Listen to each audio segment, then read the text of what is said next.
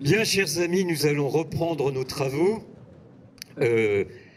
consacrés pour cette table ronde à un sujet extrêmement facile sur le Moyen-Orient en pleine turbulence. Et encore avions-nous choisi ce titre, je crois, de mémoire au mois d'avril dernier, quand nous avons commencé à organiser le programme de ces rencontres géopolitiques. Pour ceux qui sont des fidèles, vous vous rappelez qu'il y a juste un an, ici même, dans cette salle, nous avions consacré une table ronde des géopolitiques de Nantes au dossier israélo-palestinien. Et malgré la tonalité pessimiste qui se dégageait de nos échanges et de nos débats, nul n'avait évidemment prévu ce qui allait se passer 8 jours plus tard, très exactement, le 7 octobre. Le 7 octobre. Ce 7 octobre dont nous avons déjà parlé tout à l'heure restera probablement une date charnière, non seulement dans le conflit israélo-palestinien, bien évidemment, mais aussi dans l'histoire de la région, voire peut-être plus largement. Pour autant, et ça j'aimerais le souligner tout de suite, le Moyen-Orient ne se réduit pas à la question israélo-palestinienne, mais je pense que la question israélo-palestinienne a toujours sa centralité, non seulement au Moyen-Orient, mais dans les relations internationales, et que cette centralité n'a pas commencé le 7 octobre 2023. Il y a une histoire derrière. Peut-être allons-nous en reprendre quelques aspects. Bien sûr, nous n'aurons pas le temps ici, ni le loisir, de reprendre le fil des événements. Le temps dédié à la table ronde n'y suffirait pas, mais nous allons plus modestement tenter de décrypter, de dégager quelques lignes de force des évolutions de la situation au Moyen-Orient, dans un moment absolument dramatique, ça chacun en conviendra, qui peut faire craindre un embrasement régional tant la situation est d'une extrême volatilité. Alors évidemment, les derniers jours ont bien sûr démultiplié les risques d'embrasement, de généralisation du conflit, bien qu'en réalité, la plupart, je dis bien la plupart, pas tous, les dirigeants de la région n'ont pas véritablement intérêt à ce que tout se dégrade, tout s'enflamme, mais au Moyen-Orient, nous ne sommes malheureusement jamais à l'abri du pire. Alors, comme pour les autres tables rondes, je vais tout d'abord laisser la parole sous forme de questions-réponses à nos 3 panélistes, que je remercie vraiment sincèrement de nous faire et l'amitié et l'honneur d'avoir accepté notre invitation et de participer à ce débat, de nous faire profiter de leurs réflexions, de leur expertise réciproque. Je tiens tout de suite à excuser Georges Malbruno, qui devait être parmi nous. Georges, vous le savez, est un grand reporter au Figaro. Hier, sur le coup de midi, il me téléphone en disant « Didier, j'ai une mauvaise nouvelle, je ne pourrai pas venir à Nantes ». Bon, je lui dis pourquoi, mais j'avais une petite idée. Et Georges doit être actuellement dans l'avion en partance vers le Liban, où l'a envoyé son journal. Donc, nous regrettons sa présence, mais obligation professionnelle. Et je remercie donc tout particulièrement nos intervenants. Fatia, tout d'abord, qui est presque une habituée des géopolitiques de Nantes maintenant, qui travaille à l'IRSEM et qui est notamment spécialiste des États arabes du Golfe. Azadeh, qui pour sa part est sociologue et dont la principale, ce n'est pas la seule, mais la principale spécialité tourne autour des problématiques iraniennes et aussi avec un travail de longue haleine sur la question du genre, des femmes, des luttes féministes, etc. Et enfin, Karim Bidar, qui, outre sa qualité de chercheur associé à l'IRIS, est un spécialiste reconnu du Moyen-Orient. Karim est toujours enseignant à l'université Saint-Joseph à Beyrouth. Heureusement, il était en Europe quand la détérioration de la situation s'est fait jour. Et je voudrais commencer par lui poser la première question, parce que Karim, tu résides au Liban depuis de nombreuses années, et je pense me faire l'interprète de cette question. Comment le pays vit-il la situation qui se dégrade depuis maintenant au moins un an, pour ne pas remonter plus, bien sûr, et plus particulièrement ces derniers jours. Alors, avec une petite incise, parce que nous savons tous que beaucoup a été dit, beaucoup a été écrit sur le Hezbollah, qui a contribué, à tort ou à raison, peu importe, à créer une sorte d'aura, d'aura autour de ce Hezbollah, qui avait une réputation, une image de discipline, d'efficacité. Le moins que l'on puisse dire, c'est que cette image est pour le moins écornée désormais. Je voulais savoir ce que toi tu en pensais, comment tu expliques cette situation de dégradation, alors principalement de la situation au Liban, mais aussi de l'image et du rôle que peut avoir le Hezbollah, et quelles peuvent être aussi les conséquences sur les relations du Hezbollah avec le reste de la société libanaise et de sa population. Merci Didier. Ça en 5 minutes, bien sûr.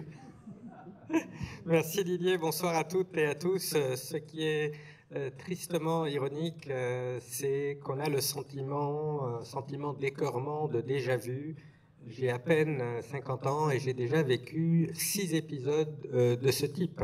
Avec les invasions israéliennes de 1978, l'une des premières, suite à laquelle Gilles Deleuze avait fait un article très fort dans Le Monde que l'on croirait avoir été écrit ce matin, puis l'invasion israélienne de 1982, qui va donner naissance au Hezbollah. Le Hezbollah, qui est aujourd'hui une force quasi hégémonique au Liban, ce n'est pas un État dans l'État comme on le qualifie, c'est plutôt une sorte d'État au-dessus d'un non-État. Le Liban n'a jamais été capable de renforcer ses structures étatiques, d'imposer son autorité à toutes les milices, pas plus qu'il n'a pu imposer son autorité aux intérêts privés et catégoriels. Mais ce qui est frappant, c'est que l'une des rares règles d'airain dans les relations internationales en ce qui concerne le Moyen-Orient, et l'invasion israélienne de 82 en est un parfait exemple, c'est la loi des conséquences non souhaitées et non anticipées. C'est la seule chose dont on peut être sûr, c'est que toute invasion, toute guerre va entraîner des conséquences qui sont très souvent extraordinairement contre-productives. Donc l'objectif d'Israël en envahissant le Liban le 6 juin 1982, c'était de se débarrasser des combattants de l'Organisation de libération de la Palestine, de l'OLP de Yasser Arafat. C'était un mouvement qui était plutôt désorganisé, qui lançait avec à l'époque quelques roquettes artisanales qui représentaient une menace pour éventuellement le nord d'Israël, mais en voulant se débarrasser de l'OLP, Israël a conduit indirectement, mais de facto, à l'émergence d'un mouvement infiniment plus redoutable pour Israël que ne l'était l'OLP, le Hezbollah, parce que c'est un mouvement qui a une idéologie théologique, qui est extrêmement bien structurée, qui a un lien organique avec l'Iran. Et aujourd'hui, le Liban a le sentiment de vivre une nouvelle fois un affrontement irano-israélien par Libanais interposés. C'est encore une fois la population civile libanaise qui paie le prix fort de cet affrontement. Donc l'invasion israélienne de 82 a déjà à l'époque fait 30 000 morts, 1 million de réfugiés, les carnages que vous savez. Ça n'a pas empêché une occupation de perdurer jusqu'en 2000.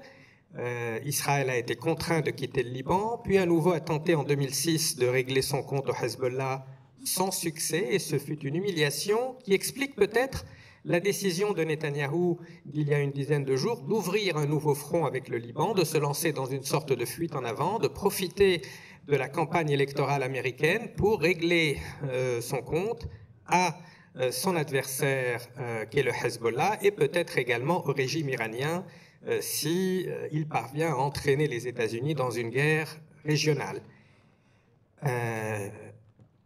Alors, tu as évoqué ce côté discipline, ce côté dogmatique du Hezbollah et le fait que les attentats de la semaine dernière, les attentats des pagers et des talkie-walkie, aient un peu ébréché ce mythe. Il y a en effet énormément de mythes qui ont été ébréchés autour du Hezbollah depuis déjà une quinzaine d'années.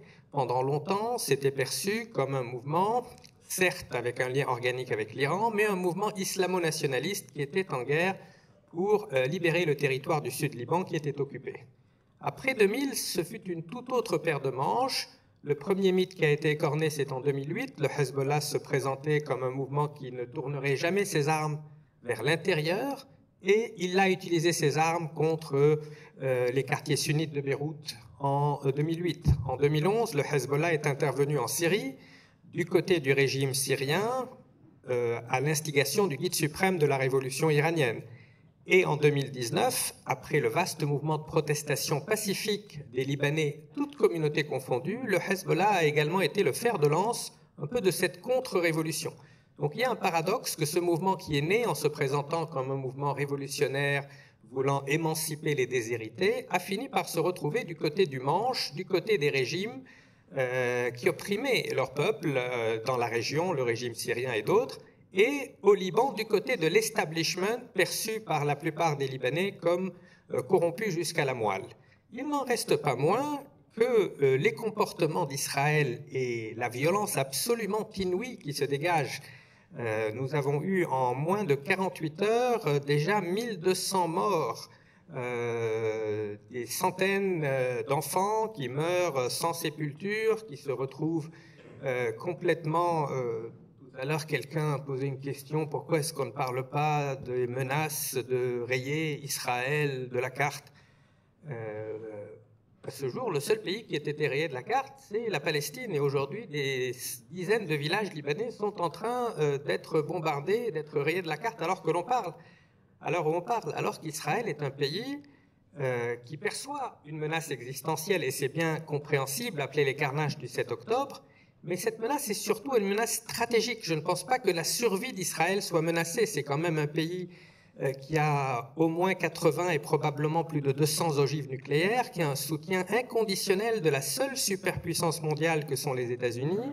Depuis le début des années 70, les États-Unis ont soutenu Israël à hauteur de 250 milliards de dollars, et ont utilisé leur droit de veto au Conseil de sécurité de l'ONU plus d'une cinquantaine de fois. Donc face à cette arrogance, à cet hubris israélien, même les Libanais qui sont les plus farouchement hostiles au Hezbollah ne peuvent qu'avoir le sentiment que cette disproportion des forces et surtout la façon dont ce conflit est portraituré dans les médias occidentaux avec la déshumanisation de populations tout entières et le flagrant contraste avec l'émotion que suscitait l'arrivée des réfugiés lorsque c'était des jeunes Ukrainiennes aux yeux bleus et le contraste avec l'indifférence qui a prévalu durant ces 12 derniers mois, alors que, comme l'a bien dit Vincent Lemire, le risque génocidaire et l'intention génocidaire ne font plus l'objet de débats. Ils sont bel et bien avérés. Il appartiendra à la Cour internationale de justice de se prononcer, mais les discours, les appels à l'épuration ethnique sont quasi quotidiens sur les antennes israéliennes. Donc les Libanais ont le sentiment, encore une fois, d'être pris en otage, d'être un État tampon de la géopolitique internationale, et les pays sur lesquels ils pouvaient compter historiquement, comme la France notamment, sont devenus quasiment alignés sur cet Occident collectif, entre guillemets. La France faisait entendre un son de cloche parfois discordant, et c'est ce qui faisait sa force au sein de la famille occidentale, parce que le général de Gaulle n'était pas un adversaire des États-Unis, mais faisait un son de cloche discordant. Aujourd'hui, on a le sentiment que la France est devenue un pays occidental parmi beaucoup d'autres, et c'est peut-être l'une des raisons de sa perte d'influence, non seulement au Moyen-Orient, mais un peu partout dans le monde. Merci beaucoup, Karim. Azadeh, j'évoquais précédemment le fait que tu, pour des raisons évidentes, connais bien et travailles beaucoup sur l'Iran. Ce qui est tout à fait étonnant dans la situation actuelle, c'est que par-delà les éléments de langage traditionnels des dirigeants iraniens contre l'entité sioniste, etc., bien, nous constatons qu'en réalité, ces responsables sont extrêmement prudents, qu'ils sont comme en quelque sorte piégés, et qu'en dépit des opérations, je dirais même des provocations israéliennes, je pense notamment à l'assassinat d'Ismaël Haniyeh à Téhéran, le jour même de l'investiture du nouveau président iranien, le moins que l'on puisse dire, c'est que la riposte ou les ripostes de Téhéran sont très faibles. Alors comment expliquer, ou comment expliques-tu cette contradiction, cette apparente contradiction en tout cas. Bonjour à toutes et à tous. Merci Didier de cette invitation. Effectivement, le régime islamique d'Iran est très prudent pour l'instant. Cette prudence, j'explique de trois manières, enfin sur trois facteurs. Premièrement, facteur interne. Je pense que le régime islamique d'Iran est un régime politique, c'est un État. Et le souci principal du régime islamique, c'est de se maintenir au pouvoir. Donc, c'est un régime qui est très affaibli et très contesté, comme on le sait, par sa propre population. Il ne faut pas oublier que les mouvements sociaux, même si ils ne parviennent pas nécessairement à renverser ou à faire renverser un régime, mais influent grandement, et c'est le cas en Iran, sur les régimes politiques. Et le régime islamique d'Iran est contesté de façon continue, au moins, je ne vais pas remonter à 2009, mais au moins 2018, puis 2019, par des émeutes populaires, des classes populaires, et qui avaient pour cause principale la crise économique, mais également avec des revendications politiques. Et puis 2022, là où on est face au mouvement Femmes, Vie, Liberté, qui est un mouvement à la fois culturel très important, mais aussi politique, puisque les revendications sont pour le dépassement, en fait, de ce régime. Et donc, de ce fait, l'ensemble de la population, en tout cas dans sa grande majorité, se dit mécontent de ce régime, selon les sondages effectués par le même régime. 82% des Iraniens se disent mécontents. Et aussi, c'est intéressant parce que la problématique du voile a été une problématique autour de laquelle ce mouvement Femmes, Vie, Liberté s'est constitué, non pas contre le voile, mais contre le voile obligatoire en tant que symbole idéologique du régime. Et à travers le rejet du voile, c'est le régime islamique que ces femmes ont rejeté. Or, selon les sondages du ministère de l'Intérieur iranien, 75% des personnes sondées en Iran seraient pour la liberté des femmes de porter ou non le voile. Vous voyez bien les contradictions entre ce que pense et souhaite la population et ce que fait et dit le régime. Donc, très contesté à l'intérieur, une crise économique très très profonde, du fait bien évidemment de la corruption, du fait de la mauvaise gestion de l'économie, donc c'est pas quelque chose qui date d'aujourd'hui, mais depuis 2018 au moins, du fait des sanctions américaines contre le pétrole iranien, et ce sont des sanctions, comme vous le savez, qui ont des effets extraterritoriaux. Donc qui ont aggravé la crise économique. Et à l'heure actuelle, selon le nouveau président, l'Iran a besoin de 100 milliards de dollars d'investissements étrangers pour essayer d'améliorer sa situation économique. Et bien sûr, le souci principal, c'est la levée des sanctions. Parce que à des effets extraterritoriaux, ça veut dire que même les pays comme la Chine, qui a priori font des échanges avec l'Iran et sont en bon terme avec l'Iran, eh bien, n'osent pas investir grandement en Iran, malgré, par exemple, les contrats signés, etc.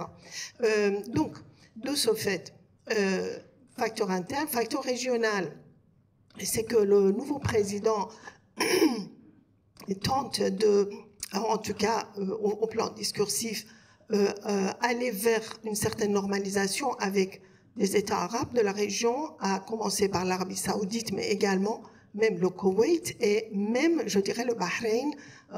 Alors, Koweït et Bahreïn ont une population chiite importante, et aussi l'Arabie saoudite. Et de ce fait, déstabiliser davantage la région, bien sûr, ne conviendrait pas à cette nouvelle, disons, stratégie du régime islamique d'aller vers une alliance régionale, c'est comme ça qu'il s'exprime, une alliance régionale, de dire on n'a pas besoin des pays occidentaux ou par exemple de l'armée américaine pour sauvegarder la sécurité, on peut le faire nous-mêmes. Et donc pour montrer qu'ils ne cherchent pas à la déstabilisation, je pense que de ce fait, ça participe à leur prudence entre guillemets. Enfin, le facteur international, bien sûr, je l'ai déjà dit,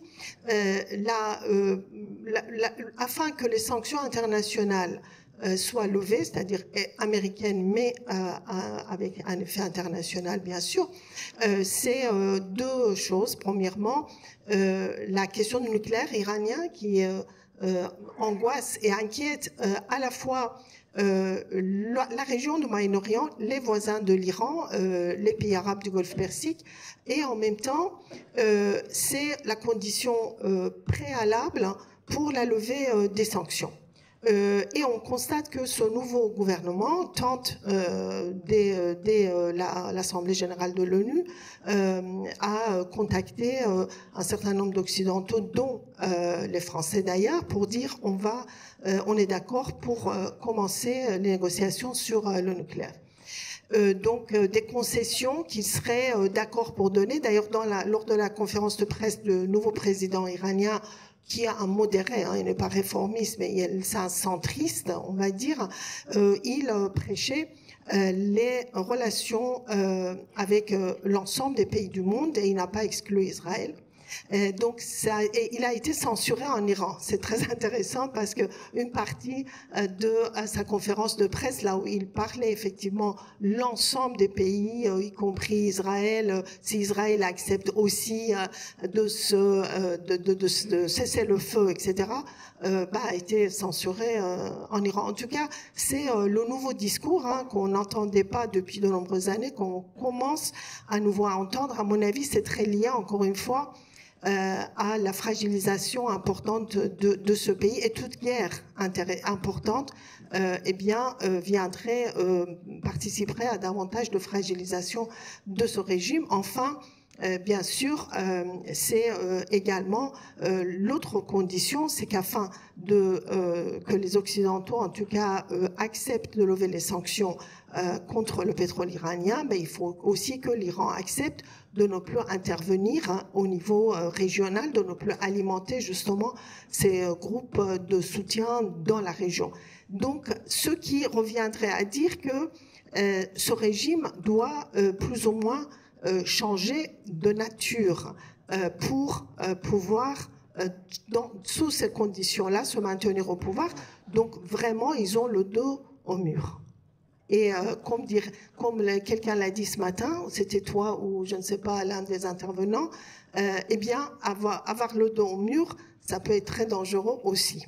Ça peut aller dans les deux sens. Merci Azadeh. Je voudrais qu'on réfléchisse maintenant un petit peu sur un autre pays très important de l'autre côté du Golfe, sur sa rive occidentale, l'Arabie Saoudite bien sûr. Je me souviens qu'il y a un an, c'était très exactement le 20 septembre, sur Fox News, Mohammed Ben Salman avait déclaré que chaque jour qui passait rapprochait l'Arabie Saoudite d'un accord de normalisation avec Israël. Vous savez, ces fameux accords d'Abraham. Il avait même déclaré, j'ai repris la citation, « Il semble que ce soit réel et sérieux ». Évidemment, après le 7 octobre, tout cela a volé en éclats, en tout cas publiquement, mais il est assez remarquable, me semble-t-il, que nous n'entendions qu'assez peu parler de l'Arabie Saoudite au cours de ces dernières semaines et de ces derniers mois, notamment à propos de la guerre de Gaza. Donc, est-ce que tu pourrais, Fathia, s'il te plaît, nous préciser un petit peu quelle est la logique des réflexions, des décisions ou des non-décisions des dirigeants saoudiens? Bonjour à toutes et à tous. Merci Didier pour cette invitation. Alors, on va commencer peut-être chronologiquement, depuis Fox News jusqu'à aujourd'hui. Alors, c'est vrai que cette déclaration sur la télé devant des auditeurs adeptes trumpiens, c'était très clairement un message en direction de ces électeurs-là. Donc, il a dit ce que voulaient entendre les Américains. Et voilà, je pense que les médias, les observateurs ont beaucoup exagéré, en fait, cette déclaration. C'est un communicateur, Mohammed Ben Salman, c'est le moins qu'on puisse dire. Chez lui, il n'a jamais tenu des propos pareils. Parce que c'est quelqu'un qui connaît très bien sa société. Il est très rarement sorti de son pays. Donc la culture politique saoudienne, il la connaît par cœur. Et il sait très bien que l'immense majorité de la société saoudienne est très hostile à une normalisation avec Israël. Alors ne parlons pas d'aujourd'hui, parce que quand j'étais au mois de décembre 2023 à Riyad et dans le sud de l'Arabie aussi, suite à la guerre de Gaza, les gens étaient très secoués, en particulier les jeunes, ont été saisis par la violence des images et ont quasi découvert le calvaire que vivaient les Palestiniens. Parce que les jeunes sont plus du tout sociabilisés sur la question palestinienne, en tout cas à l'école, etc. Dans les cursus scolaires, ces aspects-là sont pas du tout, avec le nouveau programme de la Vision 2030, etc., on ne socialise pas les jeunes sur ces questions, on les sensibilise pas comme leurs aînés. En revanche, ce type de récit est encore présent dans la sociabilité privée, les familles, les tribus, etc. Ce qui fait dire à un collègue à moi qui est britannique et qui vit depuis 25 ans en Arabie que c'est vraiment dans l'ADN saoudien, cette sensibilité à la question palestinienne. Voilà un peu. Mais ils ont tellement été saisis qu'il était question au mois de décembre de fermer le réseau TikTok, qui est pourtant extrêmement utilisé par la jeunesse, parce que la grande crainte de Mohammed Ben Salman, qui a conquis sa jeunesse avec ses programmes de divertissement, en 8 années de transformation du pays, c'est vrai qu'on a rarement vu un pays se développer à une telle vitesse, hein, c'est clair, c'est pas que des écrans de fumée et de la publicité, hein, pour y aller très souvent depuis des années. Moi j'ai connu l'Arabie Saoudite la toute première fois en 1998, c'est clairement plus le même pays. En tout cas, Riyad et les grandes mégalopoles, hein. Quand on va à Abha ou dans le nord, ça n'a pas beaucoup changé. Mais voilà. Et donc, son calcul politique, c'était de transformer ce pays et de faire de la jeunesse, si vous voulez, son public, sa nouvelle audience. Et il a plutôt bien réussi, parce qu'en même temps, lui, il était extrêmement... il n'était pas du tout attendu dans la famille. Sa famille et les grandes oligarchies marchandes étaient terrorisées à l'idée de l'arrivée de ce jeune novice en politique, et connu pour sa brutalité et pour son autoritarisme et son hubris. Et donc, il a quand même réussi à faire adhérer à son projet de modernité, etc., les jeunes femmes, les femmes et les jeunes. Alors, en même temps, il avait aussi quand même... il était intervenu d'une manière totalement irréfléchie au Yémen. Il avait kidnappé le Premier ministre libanais. Enfin bon, donc effectivement, ce côté complètement imprévisible et irascible était compliqué. Il a très vite compris que ces projets, finalement, enfin très vite, il a finalement compris que ces projets Vision 2030, dont la plupart sont situés le long de la mer Rouge, et c'est des projets qui valent des trillions de dollars, hein, les fameuses NEOM, The Line, etc., qui sont des projets pour l'après 2050, et donc sans retour sur investissement, lui coûtent extrêmement cher, et surtout, la plupart des conflits sont sur le pourtour de la mer Rouge aujourd'hui. Donc, d'où... après 2021, il a, après ce fameux boycott, embargo contre le Qatar, cette crise du Golfe, il a décidé, contre l'avis notamment des Émiratis, qui étaient furieux, de se réconcilier avec le Qatar et donc de forcer tout le monde à prendre la photo de famille et à se prendre par la main et à dire que cette crise était derrière. Et ensuite, la détente...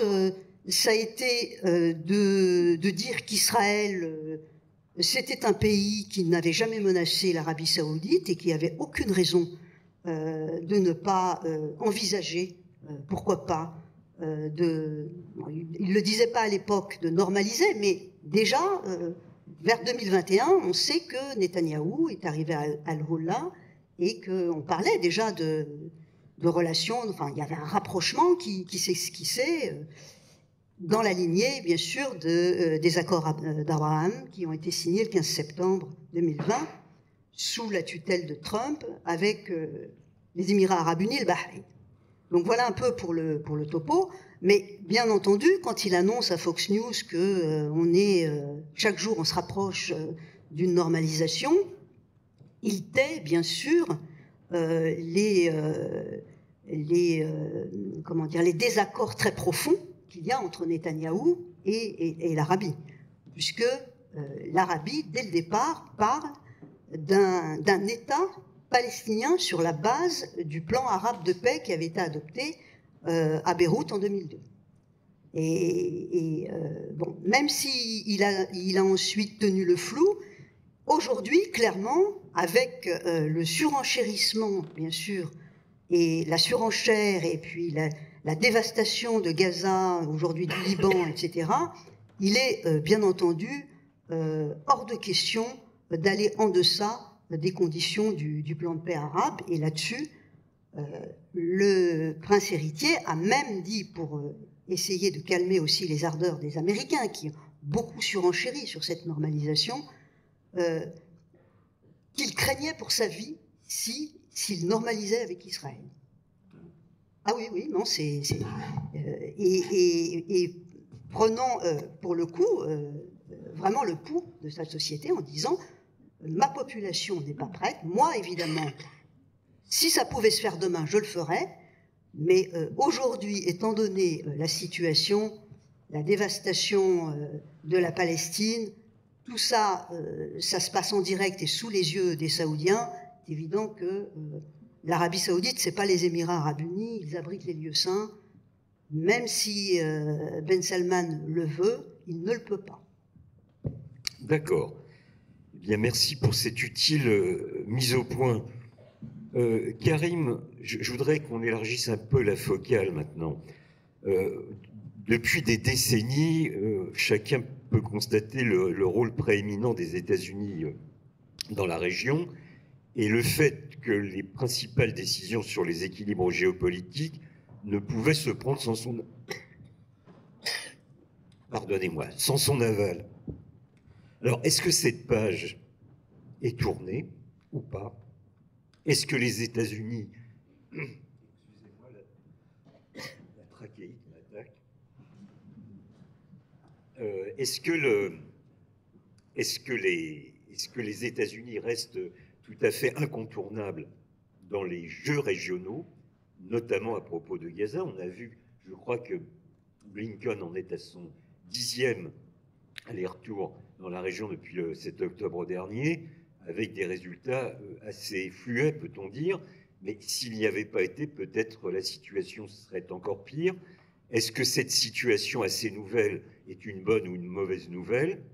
Et je voudrais même te poser le même type de question à propos de l'ONU. Alors, je ne veux pas faire un parallèle strict entre États-Unis et ONU, mais on constate malheureusement une impuissance de l'ONU pour tenter de peser sur les tensions et les guerres actuelles.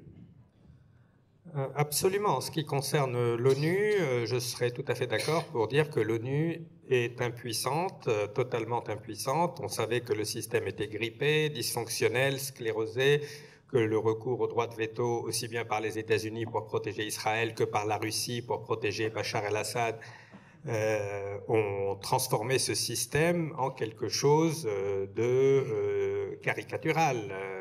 Qu'on qualifiait de machin autrefois, ça n'a jamais été aussi clair. Le monde tel qu'il était en 1945 ne ressemble en rien à celui d'aujourd'hui et une écrasante majorité de personnes dans le monde ne se reconnaissent pas dans le fonctionnement de l'ONU aujourd'hui.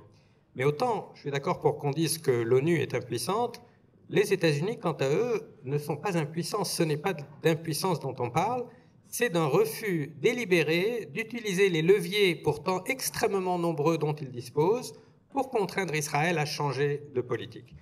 Vu du Moyen-Orient, le monde n'est pas encore devenu multipolaire comme on l'entend beaucoup en Europe. C'est un monde peut-être qui tend vers la multipolarité, mais il y a encore une seule grande puissance américaine. Elle représente à elle seule 26% du PIB mondial. Elle a une avance technologique considérable. Et au Moyen-Orient, elle continue de donner un blanc-seing, une carte blanche à Israël pour des raisons diverses, pour des raisons historiques et aussi parce que depuis une trentaine d'années, la droite radicale américaine, les courants évangéliques soutiennent de façon inconditionnelle Israël, tout en étant profondément antisémites. Des groupes comme ceux du pasteur John Hagee, Christians United for Israel, ce sont des antisémites décomplexés qui sont en même temps les plus fidèles soutiens de M. Netanyahou. Et il y a 30 minutes, M. Netanyahou, à la tribune de l'ONU, a accusé la Cour pénale internationale et la Cour internationale de justice d'être des foyers d'antisémites. Donc les États-Unis sont la seule puissance qui pourrait faire plier Israël. Ce serait extrêmement simple. Ce sont eux qui financent cette guerre, ce sont eux qui arment Israël. Il y a déjà une inflexion qui va se faire si Kamala Harris est élue. Elle n'appartient pas à la même génération que Joe Biden. Elle n'a pas ces réflexes pavloviens. Joe Biden vient d'une génération où on avait cette vision romantique d'Israël comme peuplé de valeureux immigrants qui ont fait fleurir le désert. Kamala Harris doit prendre en considération la base du Parti démocrate. Et il y a encore un clivage générationnel entre Kamala Harris et sa propre belle-fille, la fille de son compagnon, qui est, elle, très active dans les milieux activistes pro-palestiniens, alors même qu'elle est issue d'une famille de la grande bourgeoisie juive américaine. Donc on le voit, il y a un changement radical qui s'opère à l'intérieur même de l'establishment juif américain. Pas moins de 30% n'hésitent pas à qualifier ce qui se passe de génocide, 30% des juifs américains, et 52% sont prêts, demandent un embargo contre les armes à destination d'Israël. Donc c'est quelque chose à quoi nous n'assistons pas en France. En France, il y a plutôt une radicalisation dans la communauté juive, il y a toujours le traumatisme de Vichy qui est présent.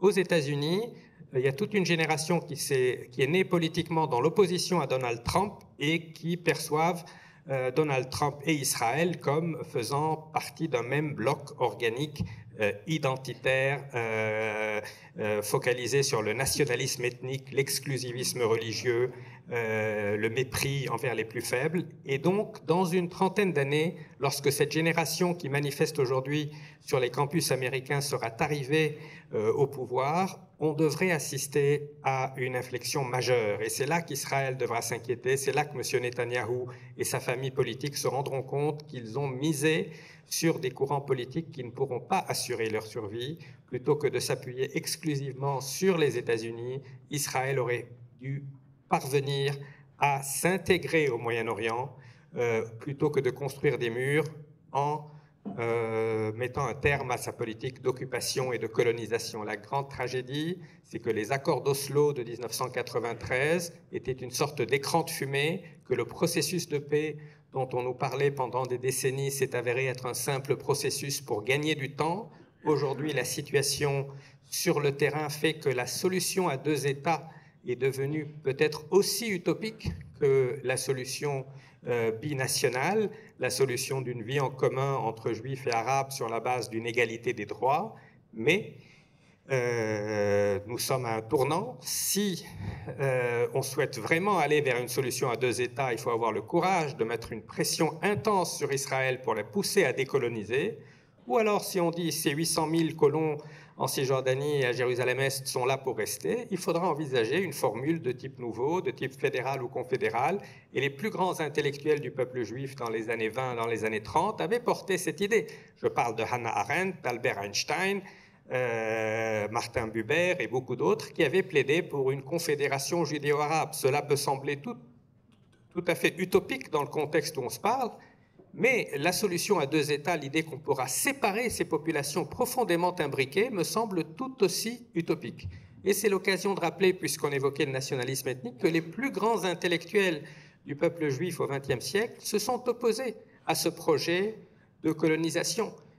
Einstein se sentait sioniste d'un point de vue sionisme culturel, mais il refusait le sionisme comme projet de conquête, d'exploitation, d'expulsion. Idem pour Hannah Arendt, idem pour Sigmund Freud, le fondateur de la psychanalyse, pour Stefan Zweig, l'un des plus grands écrivains de notre siècle. Bien qu'il doive toute sa carrière littéraire à Theodor Herzl qui l'a lancé, Stefan Zweig n'a jamais accepté cet État fondé sur le nationalisme ethnique, l'exclusivisme religieux, le refus de l'autre. Jusqu'à aujourd'hui, vous avez des voix qui se font entendre, comme celle d'Edgar Morin, immense sociologue, qui, à 103 ans, continue de réclamer une formule qui permettrait une égalité parfaite entre juifs et arabes. Cela nécessiterait qu'Israël change de logiciel et accepte de devenir l'État de tous ses citoyens plutôt que d'être un État exclusivement un État juif avec des citoyens de seconde zone. Merci Karim. Toujours pareil, en élargissant un petit peu la focale, Azadeh, quand on suit l'actualité concernant le Moyen-Orient, il y a une expression qui revient de façon régulière, c'est l'axe de la résistance. Alors, j'aimerais l'axe de la résistance en lutte contre l'impérialisme, contre l'État d'Israël, etc. Est-ce que tu pourrais tout d'abord nous définir un petit peu quelles sont les composantes de cet axe de la résistance ? Est-ce que cela constitue une véritable réalité politique? En d'autres termes, y a-t-il une véritable unité entre ces différentes composantes ou est-ce seul un phénomène d'opportunité conjoncturelle? Et pour terminer, est-ce que cet axe de la résistance est en situation ou pas de peser sur la résolution des tensions et des contradictions actuelles dans la région? Alors, tout d'abord, ce qu'on appelle l'axe de la résistance, je vais expliquer rapidement de qui et de quoi il s'agit, mais en fait, je voudrais dire que cet axe n'a strictement rien à voir avec ce que beaucoup appellent l'axe chiite. Ça n'a franchement rien à voir, l'axe chiite n'existe pas. Alors cet axe, néanmoins, est constitué de Hezbollah libanais. Karim en a parlé. Hezbollah qui a été créé en 1982 par l'Iran, par le régime islamique d'Iran, mais suite à l'invasion israélienne au Liban. Alors depuis, c'est une force, organisation politique et militaire qui est financée et armée par l'Iran. Il suffit d'aller au Liban pour voir, moi j'y étais et j'ai vu par exemple dans certaines parties du Liban les portraits de Khomeini et de Khamenei, le guide actuel et le guide précédent, qui sont un peu partout, donc, mais pas partout bien évidemment au Liban, hein, surtout, et d'une part, et d'autre part néanmoins, et comme l'a dit ce matin même un prêtre libanais, le Hezbollah néanmoins est une force libanaise. Même si c'est une force qui est soutenue et financée par l'Iran, mais c'est pas, à ma connaissance, c'est pas une force qui est aux ordres du régime islamique d'Iran. Et visiblement, à l'heure actuelle, les chefs de Hezbollah libanais ne sont pas du tout contents de justement de cette prudence du régime islamique dont on parlait tout à l'heure. Parce que n'oublions pas, l'Iran, le régime islamique d'Iran est un État. Tandis que là, Hezbollah est une organisation et est une partie libanaise. Mais pour l'Iran, c'est important parce que c'est l'une des voies vers la Méditerranée. Je pense que c'est un élément stratégique important pour le régime islamique d'Iran. Deuxième composante très importante de cet axe, bien sûr, c'est le Hamas. Or, le Hamas, vous le savez, est une organisation de frères musulmans sunnites. Le Hamas n'est pas chiite. Le Hamas n'a pas été créé par l'Iran, mais je dirais plutôt par Israël contre l'OLP, parce que l'OLP était laïque, justement. Et le Hamas, bien sûr, est soutenu actuellement par le régime islamique d'Iran, mais pas seulement. Il y a par exemple le Qatar qui a beaucoup soutenu et continue à soutenir les frères musulmans et qui a beaucoup soutenu le Hamas et continue à le soutenir. Et on n'a pas oublié les valises de dollars qui étaient emmenées par les Qataris, qui étaient données au service de renseignement israélien et qui étaient distribuées par la suite au Hamas lorsque Gaza n'était pas encore attaqué par Israël. Vous voyez, donc c'est un peu complexe et c'est trop facile. On entend souvent dans les médias occidentaux, en France en particulier, que le Hamas n'est soutenu que par l'Iran. Non, le Hamas est soutenu surtout par le Qatar, mais également par le Qatar ne dit rien. Continue à le soutenir sans rien dire. L'Iran soutient même financièrement moins que le Qatar parce qu'ils n'ont plus les moyens qu'ils avaient avant compte tenu des sanctions internationales contre son pétrole, mais parce que les caisses de l'État iranien ne sont pas aussi remplies qu'avant, mais néanmoins font beaucoup de bruit autour de ce soutien. Puis les Houthis de Yémen. les Houthis de Yémen ne sont pas chiites, 12 imamites, sont chiites, mais pas 12 imamites, c'est-à-dire que les chiites iraniens croient en 12 imams, ceux qui sont au pouvoir en Iran. Les Houthis de Yémen ne croient pas en 12e imam. Et donc, pour moi, ça n'a rien à voir avec le chiisme établi et majoritaire en Iran. En même temps qu'il ne s'agit absolument pas d'une force vraiment stratégique pour l'Iran. Jusqu'à récemment, les Iraniens utilisaient le Houthi pour embêter l'Arabie Saoudite, on le sait. Ils l'ont utilisé, mais maintenant, ils sont dans un processus de normalisation des relations avec l'Arabie Saoudite. Donc, les Houthis ne sont pas non plus à l'ordre de l'Iran, même s'ils profitent de soutien, mais le soutien de l'Iran vers les Houthis n'a strictement rien à voir avec le soutien de l'Iran vers le Hezbollah libanais, par exemple. Après, quatrième composante très importante, c'est les chiites, les groupes chiites irakiens. Vous savez que l'Irak est en majorité chiite, mais il y a des groupes qui sont inféodés à l'Iran, les Kataib Hezbollah par exemple, la Hashd Sha'bi par exemple, qui sont utilisés, financés, armés par le régime islamique d'Iran pour deux raisons principales. Premièrement, pour faire pression, sont utilisés comme des forces de frappe contre l'armée américaine qui est toujours stationnée en partie en Irak, même si le nombre est moindre. Et de temps en temps, eh bien, ils envoient des missiles, des raquettes vers les casernes américaines. Et ils sont aussi utilisés souvent par l'Iran aussi contre le gouvernement irakien en tant que force de pression, pas force de frappe, mais force de pression. À chaque fois que le gouvernement irakien commence à vouloir s'autonomiser par rapport à l'Iran et aussi s'approcher des États-Unis, eh bien, ce sont des groupes ces groupes-là, Hashd Sha'bi, Kataib, etc., qui sont qui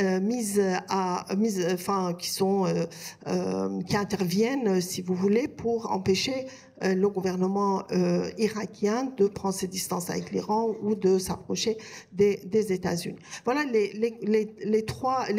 quatre, je pense que j'en ai énuméré, voilà, des composantes de ce qu'on appelle l'axe de la résistance. Entre ces axes, non, il n'y a absolument aucune unité, il n'y a aucune alliance et chacune de ces forces se situe dans un pays différent. Le Houthi, c'est le Yémen qui est très loin du Liban et le Liban n'est pas l'Irak non plus, etc. Donc, puis quatrième, peut-être dernière composante pour certains, mais pas pour moi, c'est le régime syrien de Bachar.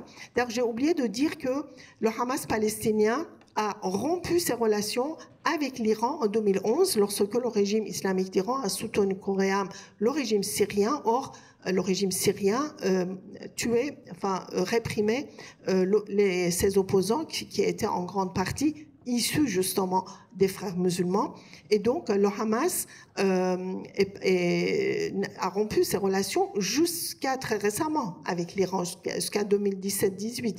Donc, en fait, et d'ailleurs, ils sont, vous le savez, les responsables diplomatiques ou politiques de Hamas ne sont pas en Iran, mais plutôt au Qatar, à Doha.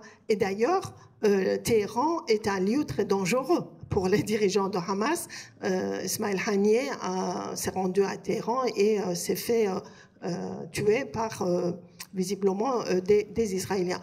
Voilà. Et donc le régime syrien, pour moi, ne fait pas partie de cet axe de résistance, et d'ailleurs davantage inféodé à la Russie plutôt qu'à l'Iran.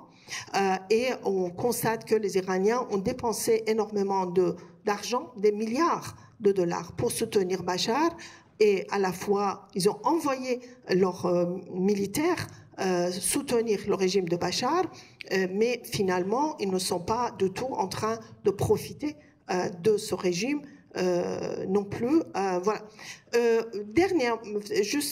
termine. Je voudrais dire néanmoins que le soutien du régime islamique d'Iran à ces groupes de soutien ou pour certains proxys est très, très contesté depuis de nombreuses années par la population iranienne. À chaque fois qu'il y a une manifestation, les Iraniens scandent pourquoi vous soutenez telle et telle et telle force, pourquoi vous ne dépensez pas l'argent de pétrole pour nous, pourquoi on doit être dans cette situation de misère. C'est-à-dire que les Iraniens savent pertinemment que c'est à cause ou du fait de ces interventionnismes et du régime islamique d'Iran dans la région que eux, les peuples iraniens, subissent les sanctions et vivent dans une misère de plus en plus importante.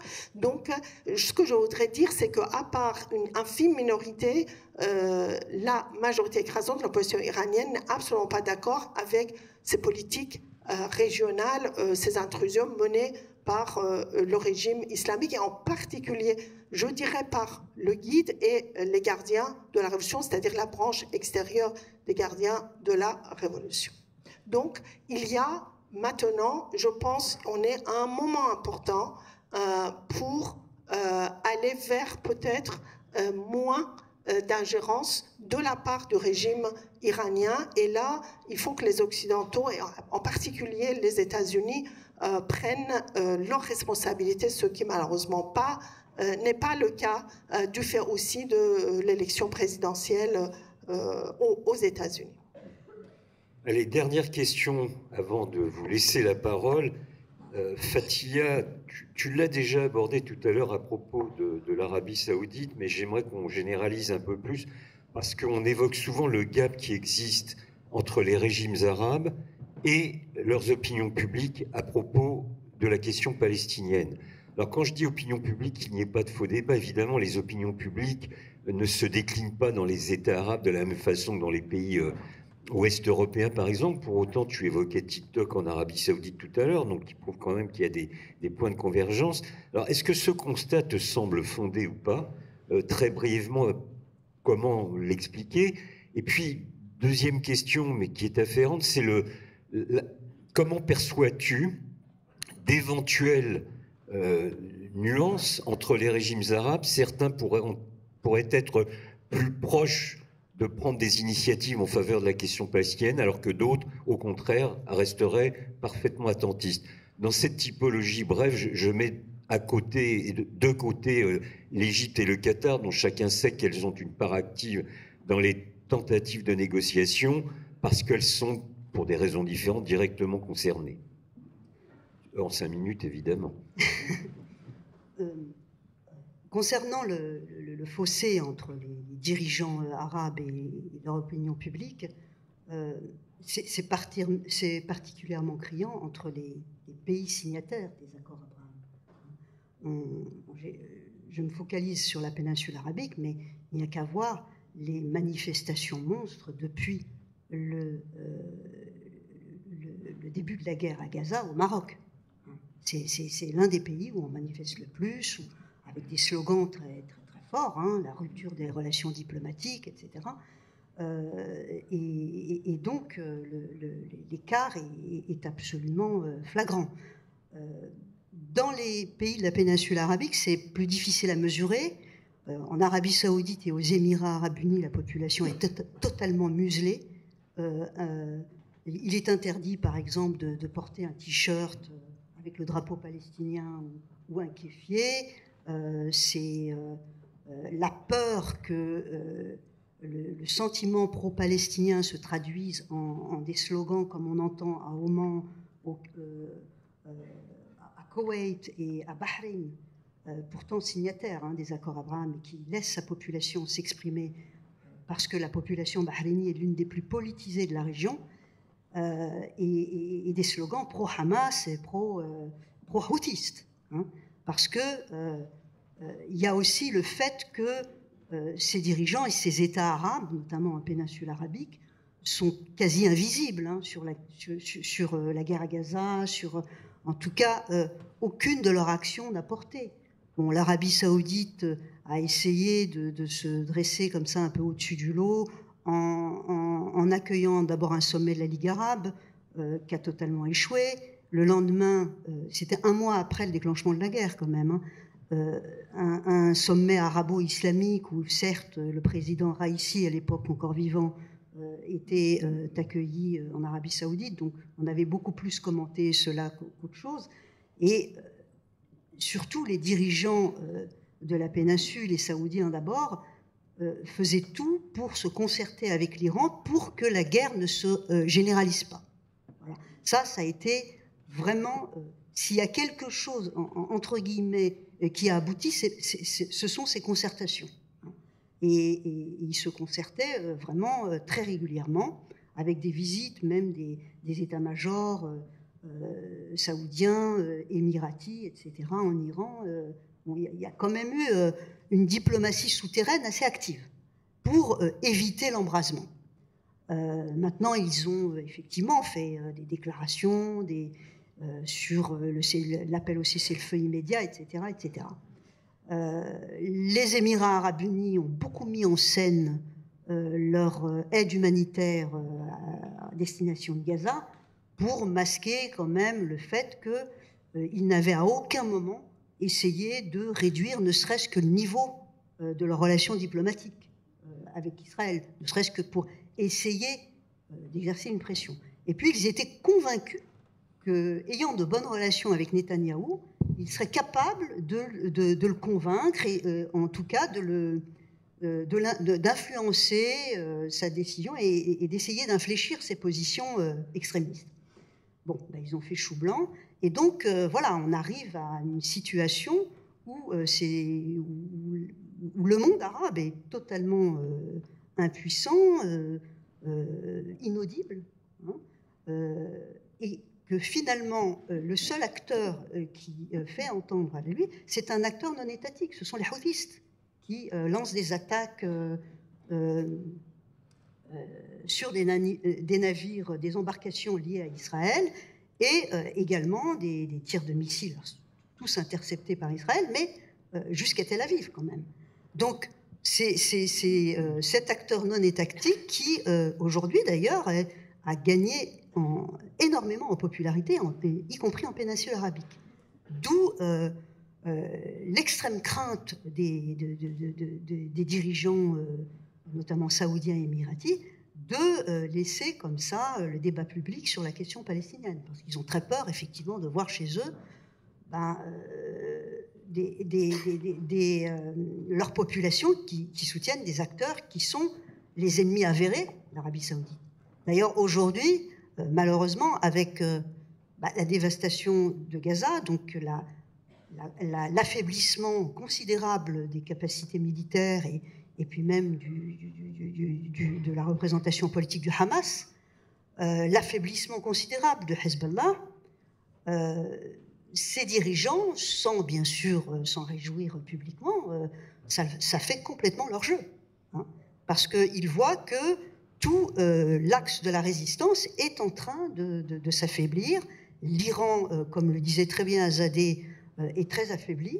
Et donc, c'est vrai qu'il y a aujourd'hui un équilibre régional qui est en bascule. Donc, le constat, c'est que si il y a un manque de visibilité de ces États arabes, c'est aussi leur grand embarras, le narratif extrêmement confus de l'Arabie saoudite, qui, pour ne pas, parce que dans le fait de laisser la porte ouverte à la normalisation avec Israël, il y a aussi en balance le fameux paquet sécuritaire qu'ils sont en train de négocier depuis 1 an avec les États-Unis. Donc, en fait, la normalisation saoudo-israélienne, c'est une négociation trilatérale avec les États-Unis, parce que les Saoudiens, ce qu'ils veulent, c'est un accord de sécurité écrit engageant les États-Unis en cas de menace externe pour l'Arabie saoudite, et d'une coopération nucléaire civile et d'une facilitation à des armements assez sophistiqués. Ce que, évidemment, le Congrès américain n'acceptera jamais, mais enfin, c'est ce qui est en négociation. C'est pourquoi les Saoudiens ne veulent pas fermer la porte à une éventuelle normalisation qui, pour l'instant, n'est plus du tout d'actualité. Merci infiniment à vous trois. On va passer maintenant à la phase questions, interventions, réflexions. Donc des micros vont circuler. Vous pouvez lever la main pour avoir accès à ceux-ci et poser vos questions de façon brève si possible. Alors il y a un monsieur là juste en face de moi qui lève la main. Je ne sais pas où sont les micros. Allez, voilà qui arrive. C'est un monsieur qui est au 4 ou 5e rang qui lève la main, voilà. Il va même avoir 2 micros pour le prix d'un. Première question, j'aurais voulu savoir si l'attaque ou quelque chose d'équivalent du 7 octobre était quelque chose de prévisible, et d'autre part, hormis les erreurs commises et la mauvaise préparation de l'État d'Israël, qu'est-ce qui explique, est-ce qu'il y a une explication à la très bonne réussite de cette attaque? Et d'autre part, d'après M. Karim Bitar, j'ai cru comprendre que l'État d'Israël, les Juifs en général, qui a été un peuple, qui a souffert d'extermination pendant la Seconde Guerre mondiale, qui a été exterminé à travers l'histoire, si j'ai bien compris, est devenu maintenant un peuple exterminateur. Merci, monsieur. Alors, on va prendre 2-3 questions, après vous pourrez répondre. Madame, là, au 2 ou 3e rang. Ah ben. Avec un foulard rouge et noir et blanc.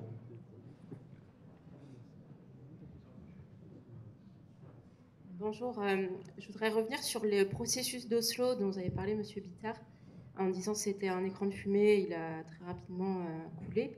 Ma question, c'est concernant, c'est très peu connu, mais il y avait aujourd'hui des annexes concernant le développement de l'aménagement du territoire, des projets sur l'eau, qui étaient censés réunir les deux parties dans quelque chose de constructif, de concret, pour des projets réels. Et ma question, c'est que la guerre de 67 avait commencé sur ça, où Israël voulait aller chercher dans le plateau du Golan les sources du Jourdain, et ça a créé des conséquences dans toute la région. La Jordanie a été inquiète pour son propre approvisionnement. Comment aujourd'hui on pourrait peut-être mettre ce genre de projet comme discussion de flanc, qui ne soit pas dans les tensions éthiques, etc. Merci. D'accord. Une dernière pour l'instant, il y aura une deuxième vague ensuite. Oui, bonjour. J'aimerais poser une question par rapport au Hezbollah. J'aurais voulu savoir, par rapport aux explosions des beepers, notamment d'autres faits divers qu'il y a eu récemment, comment est-ce que le Mossad est parvenu en fait à infiltrer le groupe Hezbollah aussi rapidement et aussi bien? Et d'autre part, étant donné que il y a beaucoup de gens, c'est-à-dire que des commandants du Hezbollah qui sont morts, enfin il y en a certains, ou dirigeants qui ont été tués, peut-on penser qu'en fait ils vont être remplacés par exemple des narcotrafiquants qui travaillent au nom de Hezbollah justement? Quel est l'avenir en fait du Hezbollah au Liban? Voilà. Merci. Eh bien, donc plusieurs questions qui nous ramènent à la question palestinienne, notamment, pas uniquement. Karim? Alors, ce débat est particulièrement difficile parce que, alors même où on parle, là, je reçois des pêches toutes les 10 secondes. Beyrouth a subi les bombardements les plus intenses depuis 2006. La banlieue sud de Beyrouth, qui est un quartier à forte densité résidentielle, a été frappée. Israël dit que c'est des bases du Hezbollah, mais un nombre de victimes civiles probablement très élevé. Donc nous sommes en train de vivre une dystopie, un basculement du monde en temps réel. Israël dispose incontestablement, pour répondre à la dernière question, d'une supériorité technologique évidente, des années-lumière, d'autant plus qu'avec l'ère de l'intelligence artificielle, quand vous avez un contrôle des technologies, vous avez plusieurs longueurs d'avance.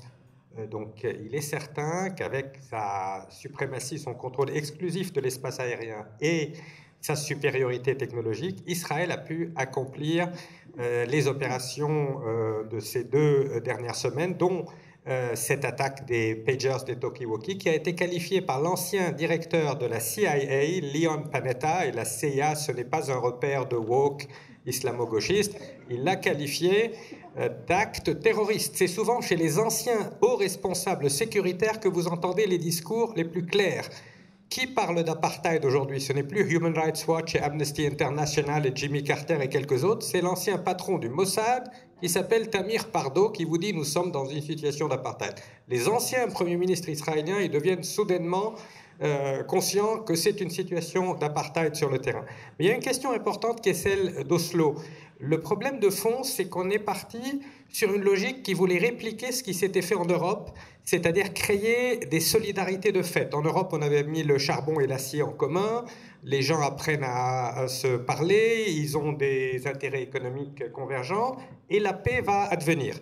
Le problème, c'est que cela n'aurait pas été possible en Europe lorsque l'Alsace et la Lorraine étaient encore occupées. Ça a été possible en 1951 et ce n'est qu'après, avec le traité de l'Élysée, la visite de Konrad Adenauer et le général de Gaulle, qu'il y a eu la réconciliation franco-allemande. Donc on a voulu faire une paix exclusivement économique dans les années 90, alors que les territoires étaient toujours occupés. On n'a donné aucune garantie pour la cessation de l'occupation, pour la cessation de la colonisation, pour le statut final de Jérusalem, des réfugiés et de l'eau. Ce sont les 5 questions qui font encore obstacle à une véritable paix israélo-palestinienne. En tout état de cause, la guerre que nous sommes aujourd'hui en train de vivre, puisqu'il semble qu'elle soit en train de se transformer en guerre totale, va faire émerger un Moyen-Orient qui sera radicalement différent de celui que nous connaissions. Ça ne veut pas dire qu'il sera plus serein. Comme je l'ai dit, très souvent, on a de nouvelles émanations. On élimine un groupe et vous avez un autre groupe avec une autre appellation. Certaines dépêches dont je ne me suis pas assuré disent que c'était éventuellement le chef du Hezbollah lui-même qui était visé par la frappe qui vient de se dérouler. Mais quand bien même il parviendrait à le liquider, ses 2 prédécesseurs avaient été liquidés et le mouvement était encore monté en puissance. Même si le Hamas finit par être éradiqué, il a été considérablement affaibli mais pas éradiqué, il réémergera sous une autre appellation. La question de fond, c'est la question des droits nationaux du peuple palestinien. La centralité, le grand enseignement de ces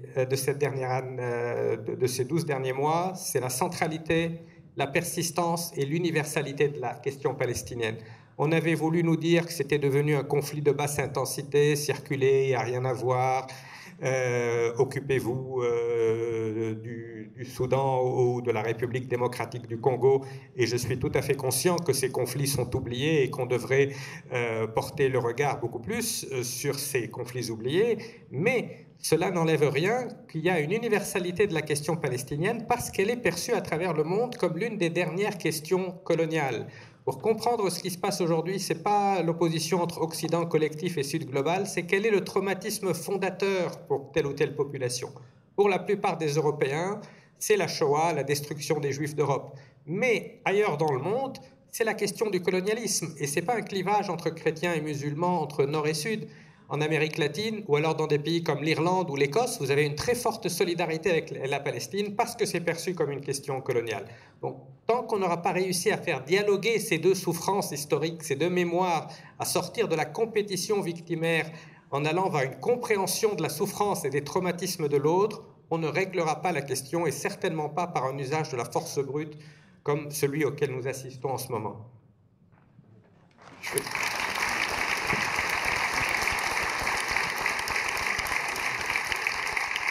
Je profite que j'ai le micro pour rebondir sur ce que vient d'expliquer Karim, sur la centralité de la question palestinienne, qui pendant des mois, des années, notamment après la signature des fameux accords que certains qualifiaient d'accords de paix, sauf qu'il n'y avait pas eu de guerre entre les Émirats arabes unis, le Soudan, le Maroc et Israël, donc ce n'étaient pas des accords de paix, c'était des accords de normalisation. Passons.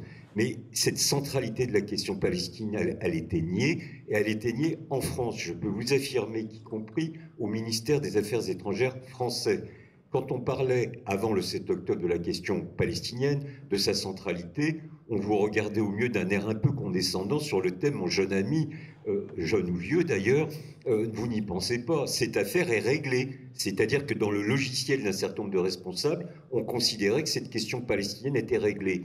Et je fais un lien avec la question qui a été posée sur la préparation du 7 octobre. Nous n'allons pas rentrer ici, et je n'en ai pas les compétences sur les aspects techniques. Et quand même, c'est étonnant, puisque tout le monde considère que les services de renseignement et de sécurité israéliens sont parmi les meilleurs du monde. Et nous savons qu'il y a eu des rapports de ces services de sécurité qui ont été envoyés dans les semaines précédentes, le 7 octobre, au gouvernement israélien. Mais le gouvernement israélien lui-même considérait que l'affaire de Gaza était sous contrôle. Et ils avaient dégarni une partie du front sud d'Israël, donc à la frontière avec Gaza, pour envoyer des régiments et quelques bataillons sur la Cisjordanie. Alors la Cisjordanie, nous n'en avons pas parlé, mais je pense qu'évidemment, dans cette question palestinienne, cela reste central. Je ne veux pas gommer l'importance et la tragédie qui se déroule tous les jours à Gaza, c'est une évidence, pour moi en tout cas. Mais suivons ce qui se passe en Cisjordanie jour après jour, parce qu'il y a une sorte de déchaînement de la violence de la part de colons radicalisés devant l'impassibilité de l'armée israélienne, quand ce n'est pas elle-même qui participe aux violences contre les colons, contre les Cisjordaniens. Donc cette question, elle reste centrale. C'est-à-dire qu'il y a centralité de la question palestinienne et une forme de centralité de la question de Cisjordanie, puisque là, le projet des dirigeants israéliens, on le voit assez clairement, c'est la volonté d'annexer la Cisjordanie purement et simplement, ce qui est évidemment au-delà. Je partage totalement ton appréciation sur Oslo, sur les accords d'Oslo, mais alors même de ce point de vue, c'est l'antithèse totale de ce qui était contenu de façon totalement imparfaite à Oslo. Donc on est dans une logique infiniment préoccupante. Et dernière chose, je me souviens qu'il y a juste un an, avant le 7 octobre, Netanyahou déjà pérorait à la tribune de l'Assemblée générale des Nations Unies, il y a un an presque jour pour jour, et il a sorti une carte, c'est sa grande habitude de sortir des cartes, et sur cette carte qui parlait des recompositions régionales au Moyen-Orient, eh bien, il y avait une carte du Grand Israël, c'est-à-dire que ni la Cisjordanie ni Gaza n'apparaissaient. Pour lui, il était déjà à la tribune de l'ONU clair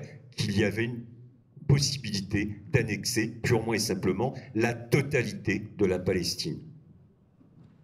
Eh bien, on va reprendre une nouvelle vague de questions. Alors, monsieur là-bas, avec un sweat beige, blanc, clair, il levait la main déjà tout à l'heure.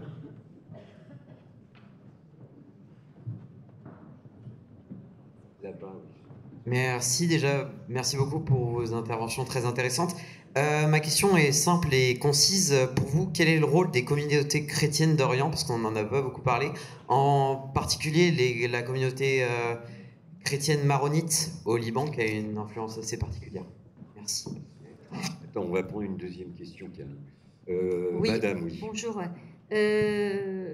Voilà, ma question va être assez simple, puisque mon point de vue est certainement occidental, comme vous nous l'avez plusieurs fois fait remarquer. Et donc là, vous nous montrez que les États-Unis, selon les États de cette région-là, est plus ou moins perçu ou mal perçu, avec des hommes politiques qui essaient de garder toujours le pouvoir sur la population. Peut-être que je me suis trompée. Mais alors finalement, après les Américains, qui vient? Est-ce que eux, le Proche-Orient, ils sont capables de se prendre en main? Et est-ce que les Chinois, est-ce que les Russes, Alors évidemment, je vous dis, mon point de vue est occidental et complètement novice. Voilà. Est-ce que vous avez un début de réponse? C'est une question de novice peut-être, mais qui est remarquablement complexe. Alors, une dernière question peut-être, juste à côté, et puis... Ouais, d'accord. Allez-y, madame. Est-ce que, selon vous, des accords peuvent être faits entre les différents pays malgré la haine et l'hostilité que les populations elles ont accumulées et les traumatismes qu'elles ont accumulés au fur et à mesure des années?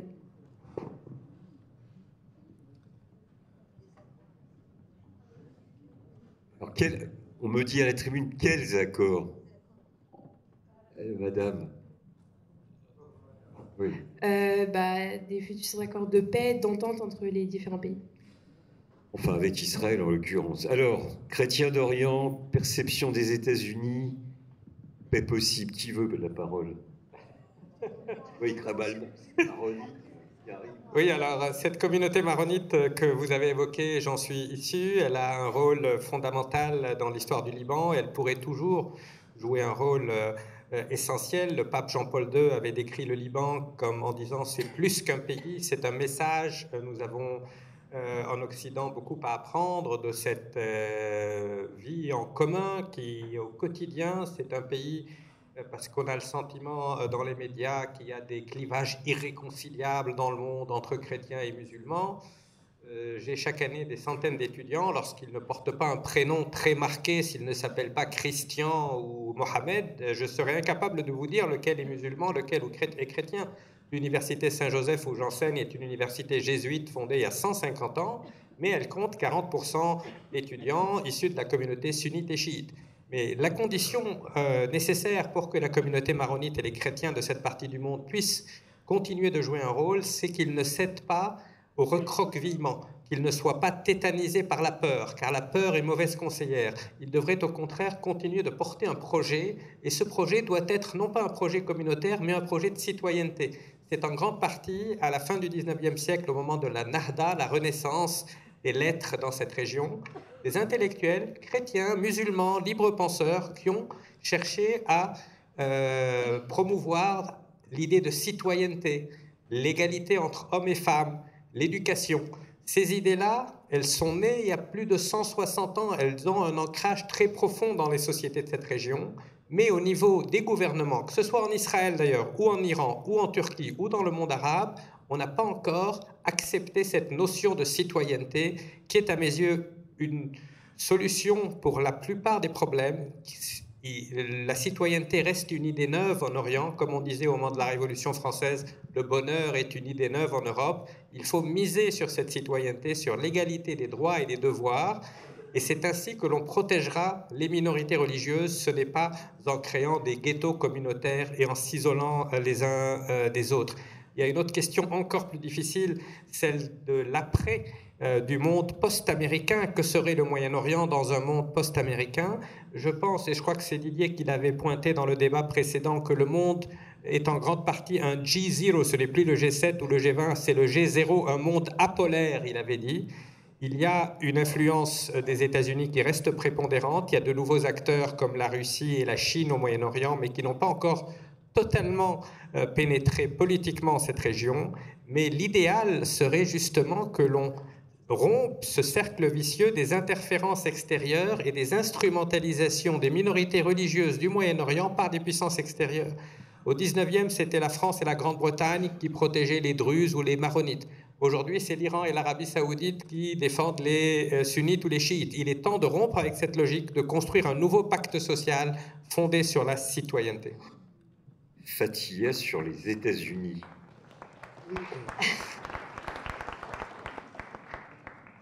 Oui, en fait, sur cet ordre international un peu en transition, en fait, la place des États-Unis, elle reste, comme dit très bien Karim, fondamentale, mais il n'empêche que c'est un pays qui est extrêmement endetté et qui a des priorités stratégiques aujourd'hui qui ne sont plus les mêmes. Le Moyen-Orient est clairement moins sa priorité stratégique. C'est l'Indo-Pacifique, c'est la Chine, c'est contenir la Chine. Et ça a totalement bousculé et perturbé notamment les États au Moyen-Orient.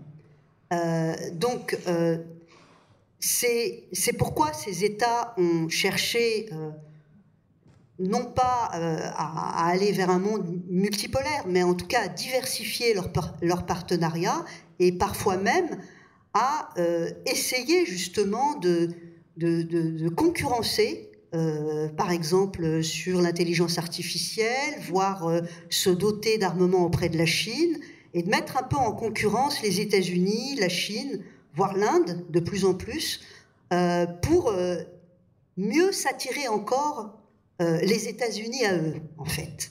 Et on voit, par exemple, moi j'interprète très clairement les accords d'Abraham, notamment la stratégie émirati de signer une normalisation avec Israël pour s'attirer à elle encore plus les États-Unis qui ne souhaitaient pas, par exemple, rentrer en jeu dans la confrontation avec l'Iran. Puisque les Émirats arabes unis, l'Arabie saoudite, etc., était toujours demandeur de protection, de garantie de sécurité des États-Unis, en étant parmi les plus grands clients en termes d'armement. Et souvenons-nous, en 2019, lorsque des attaques ont eu lieu sur les installations pétrolières en Arabie Saoudite, en septembre 2019, 50% de la production saoudienne pétrolière a été paralysée. Et la réponse de Trump, qui était pourtant le grand allié des dirigeants du Golfe, a été de dire à ces dirigeants, et ça les a très clairement traumatisés, pas une goutte de sang ne sera versée pour vous défendre. Pas une goutte de sang d'un GI américain.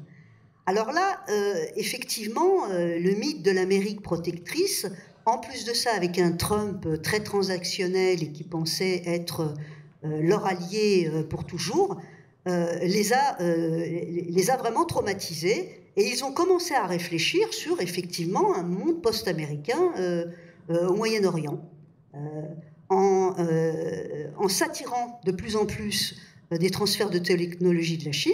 Et c'est vrai que ça a un petit peu marché, puisque les États-Unis, en faisant miroiter à ces pays des technologies supérieures à celles des technologies chinoises, eh bien, les ont incités à normaliser les relations avec Israël pour imaginer effectivement cette région pacifiée, bien entendu en excluant complètement la question palestinienne et en se disant, eh bien, on va continuer progressivement notre retrait de cette région. Bon, et badaboum, le 7 octobre, et aujourd'hui, effectivement, l'Amérique qui tient à bout de bras les guerres d'Israël, parce que malheureusement, Israël ne mène pas qu'une guerre, mais plusieurs guerres. Bien, merci beaucoup. Alors, on a encore le temps pour allez, 2 questions. Qui veut les micros? Alors, il y a une personne tout en haut là-bas. Oui, bonjour. Juste une petite question à propos du soutien des États-Unis à Israël. Comment expliquez-vous que la droite radicale, pourtant profondément antisémite, soutienne coûte que coûte Israël? D'accord. Ensuite, monsieur là. Et puis il y aura une dernière question tout en haut.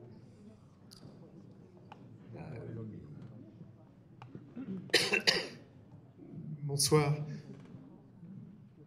Si les États-Unis arrêtaient les livraisons de bombes, on pense que les bombardements israéliens arrêteraient quelques semaines après, les bombes de précision, s'entend.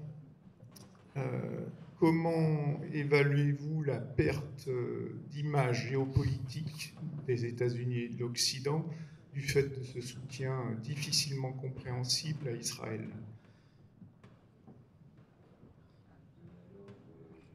Tout en haut, tout en haut, tout en haut. Oui. Donc moi ma question c'était, à l'heure où on voit du coup l'Europe préoccupée par le conflit russo-ukrainien, quelles sont, on va dire, les perspectives de la diplomatie de l'UE dans cette région, et est-ce que, on va dire, la perte de l'Allemagne, qui a toujours été un peu timide sur la question israélienne, peut permettre une sorte d'apaisement, ou est-ce que bien l'UE elle est un peu trop concentrée, on va dire, sur les questions russo-ukrainiennes?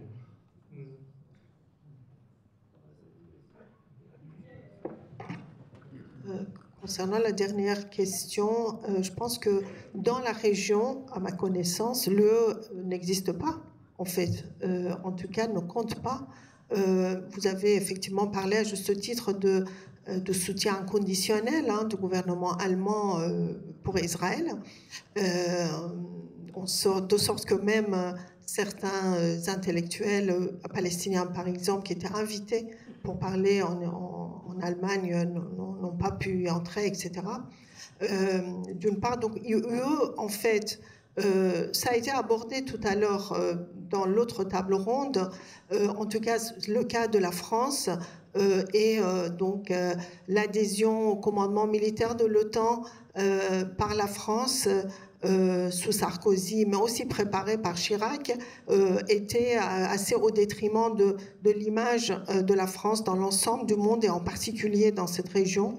Et donc ça continue. je pense. C'est-à-dire que plus personne ne compte, même au Liban, qui va compter sur l'appui de la France pour que Israël cesse les bombardements? Personne. Tous les regards sont tournés vers les États-Unis parce qu'on sait que ce sont les États-Unis qui possèdent en fait encore aujourd'hui, du fait de leur puissance et du fait aussi, ça a été dit, encore aujourd'hui 8 milliards de dollars d'armement qui vont aussi être livrés à Israël, et que si, on le sait, si les États-Unis veulent vraiment faire pression pour que Israël cesse de bombarder le Gaza et maintenant le Liban, il suffit de refuser de leur livrer les armements.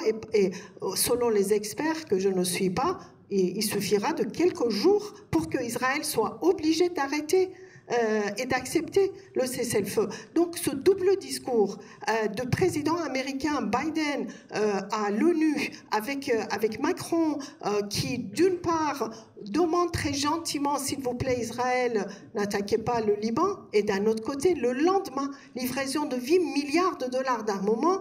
Comment voulez-vous que les populations de Moyen-Orient, toutes confessions confondues, acceptent si vous voulez, même au plan moral, l'influence des États-Unis dans le monde et dans la région?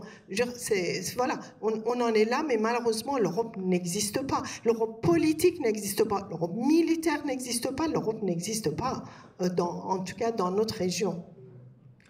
Karim, je te laisse généreusement 1 minute 30 avant de laisser une dernière. En fait, les 3 questions qui nous ont été posées sont liées. Je vais être très bref. La raison, les évangéliques. Oui, la raison du soutien des évangéliques à Israël, c'est leur vision eschatologique. Ils pensent que lorsque tous les Juifs du monde iront vivre en Terre Sainte, ce sera Armageddon, ce sera le second coming, le retour du Messie. Donc vous voyez, quand la prochaine fois que vous entendrez un discours orientaliste qui vous dit les Occidentaux sont cartésiens et rationnels, les Orientaux sont irrationnels, pointez la vision du monde de ces gens-là.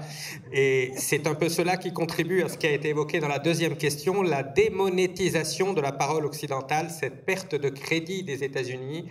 On aurait aimé que l'Europe fasse entendre sa voix, mais l'Allemagne, comme cela a également été souligné, est toujours rongée par sa culpabilité et ne parvient pas à transcender cela. Nous aurons tourné une page lorsque nous aurons tiré la leçon de la Seconde Guerre mondiale, que le « never again », plus jamais ça, s'applique à tous les peuples de la Terre et non pas exclusivement dans une logique de protection du peuple juif si elle se fait au détriment de ses voisins. Merci. Dernier mot, Fatia. Vas-y.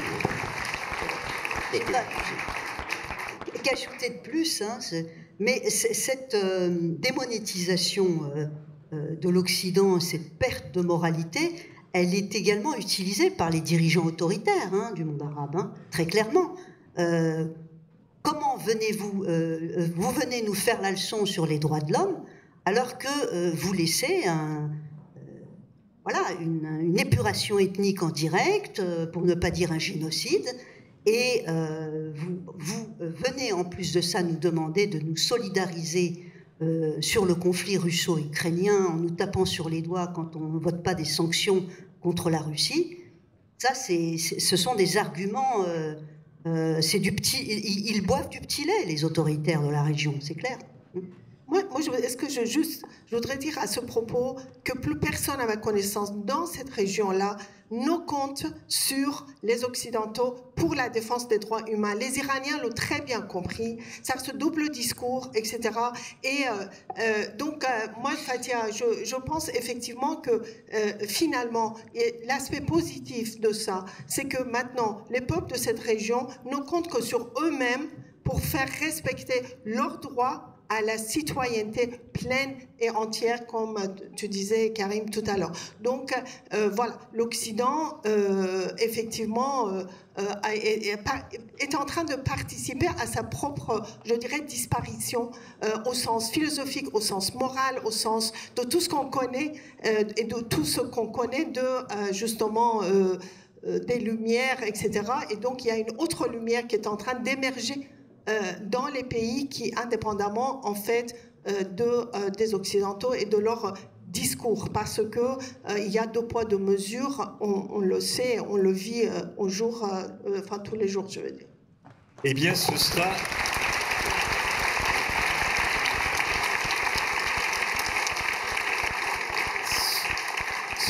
sera les derniers mots, pas la conclusion.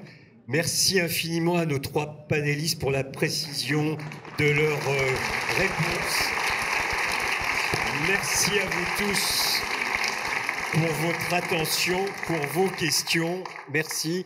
Et donc, eh bien, à demain matin pour reprendre nos travaux, nos réflexions, nos débats et nos échanges. Bonne soirée à tous.